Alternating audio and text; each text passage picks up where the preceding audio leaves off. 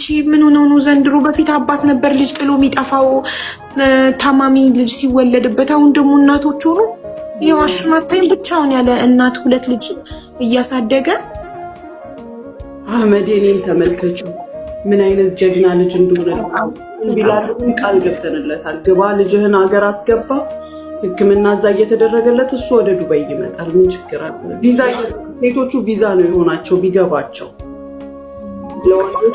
ወይኔ ግን እኮ ግን ብዙ ጊዜ ግን እናት ግን እኮ ህሊናው አይፈቅደውም ነበር። አሁን እሺ ነገስ ምን አይነት ህይወት አግብታ ምናምን እየኖረች ይሄ ልጇ የገፋችው ልጇ ትዝ አይላትም? ህሊናው አይረበሽም?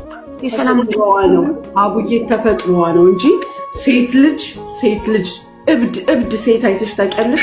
ልጇን አንጠልጥላ ነው የምታብደው። ከላል በእናትሽ እናት እኮ በልጃቸው ድመት ልጇን በጥርቷ አንጠልጥላ ውሻ ልጁን ይዞ ይሄ እርግማን ነው። ጤነኛ አይመስሉኝም። የአይምሮ ጤና እናት ልጇን አልፈልግም ካለች ጤነኝነቷን ነው የምጠራጠረው።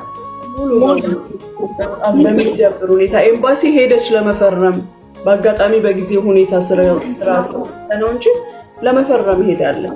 እንዲያውም ትላንት አንስተንሻል። አንቺንም የልጆ አወጣት ካስቸገረን ያው እንደምትተባበሪ ነው። አንቺ ኮኔክሽን ስላለሽ አኪድ በደስታ ወላሂ እተባበራለሁ። ደስ ይለኛል።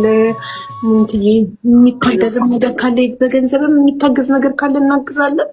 በኤምባሲ የለም ፕሮሰሱን ብቻ አነጋግረሽ አንቺ እንደሚሆን ታደርጊልናለሽ። ትላንት ራሱ ሀቡት ነገራት እየተባለ ነበር። ነጭ ወረቀት ምናምን ከሆነ እኔ ኦንላይን ላይ አናግሬያቸው ኤምባሲ እንዲያልቅ ማድረግ እችላለሁ። የእሱ ኬዝ ምን መሰለሽ? ታስራ ነበር ልጅቱ። እናትየው ልጁን እርጉዞ ነው ልትወልድ ሆስፒታል ሲያስገቧት ምን አይነት ሰዎች እንደሆኑ አላውቅም፣ ያስጠፏታል ከሆስፒታል እና ኦልሬዲ አሻራዋ የእሷም የልጁም በሆስፒታል አለ እና ምናልባት ያ የሚፈጥረው ነገር ካለ የግድ ኤምባሲዎች እንግዲህ መተባበር አለባቸው። እሷ ግን ለመፈረም ፈቃደኛ ናት። በቃ ውሰድ አይመለከትም። ማን ይዞት ሊሄድ ነው? እናትየው ይዘው አትወጣም። እሷ ቢያንስ አባትየው ብለን ነበረ። ከዛ በኋላ ከ5 ዓመት በታች የሆነ ልጅ ከወንድ ጋር መሄድ አይችልም ከሴት ጋር እንጂ። አሁን ሌላ 5000 ቢያንስ አድርሳት ምጣም እንዴት ልትመለስ? ህገወጥ ነው ልኮ በባህር ትመለሳ ከፈለገች እኛ ምን አገባን? ወይ ዱባይ ወይ ኩዌት ትሄዳ ጥሩ ሰው ብትሆንማ እኛ እናግዛት ነበር እንድትሄድ እኮ ነበር። አሁን ለጥቅም ብላ ልታደርገው ስለምትችል ሲጀምር አያስፈልግም ከፈረመች በቃ። እሱማ ይዘው የሚሄዱማ አሉ። እኔ ራሱ አሁን አንዲት ልጅ እኮ ሰብስቤላታለሁ ልጇን ልልክላት ሀገር ቤት እሷ መግባት የማትችልበት ሁኔታ ላይ ስለሆነች ሰብስቤላታለሁ። አንድ አንቺ ያስገባሻትን ልጅ የሆነ ቦታ ስትሰራ አገኘኋት። ልጇን እንድትልክ የሸኘሻት ኢትዮጵያ ውስጥ ወይስ ሌላ ሀገር መታ አድርሳ ተመልሳ መታ ስራ እየሰራች የአሊ ምናምን የነበረችው አይዶን ነው የባለቤቷን ስም አላውቅም፣ ግን የዱባይ እዚህኛ ጋር የነበረች ልጅ ናት። ቅርብ ያልሽ ነፂ ከሆነች ሺሻ ቤት ውስጥ ተይዛ ልጇን ጥላ ሄዳ ልጇን የላኩላት ከሆነች እዚህ ካታር መታ እየሰራች ነው። እንደውም ኦኬ የእነንትና የአሊ ቺኮች ነበሩ የላኳቸው። ልንገርሽ ማለት ነው ብዙ ከኢማራት እኮ ብዙ ሰው ሸኝቻለሁ።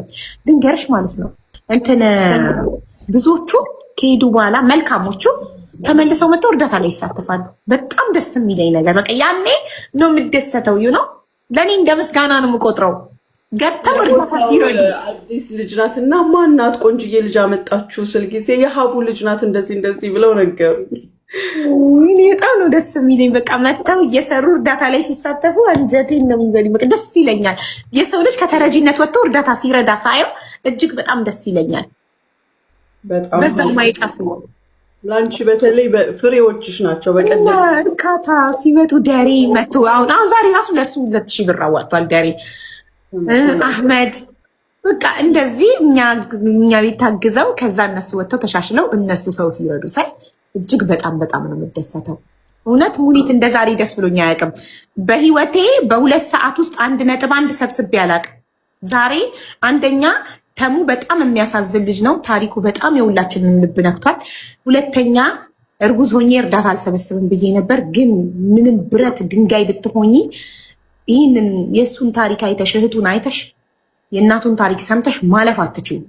ማንም ጨካኝ ሰው ቢሆን ማለፍ አይችልም። እኔ በጣም ጠንካራ ነኝ፣ እቋቋማለሁ። ግን ይህንን መቋቋም አልችልም። እና በጣም በቃ እርክትን ያልኩት ምንም ድካምም አልተሰማኝም። በቃ በጣም ነው የማመሰግናችሁ።